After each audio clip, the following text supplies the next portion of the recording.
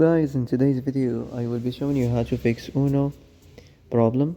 So the answer is easy. Just go to the settings and then scroll down to the apps section and then go to the search and search Uno and then go to the storage, and here you will find this clear cache option. Click on it.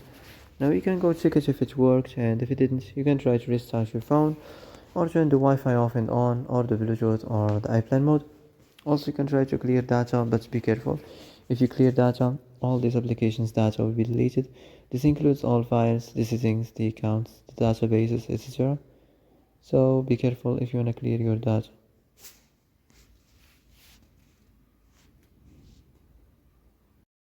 And that's it for today's video. I hope this is the answer you've been looking for. If you like this video, don't forget to like and subscribe, and see you in the next video. Thanks for watching.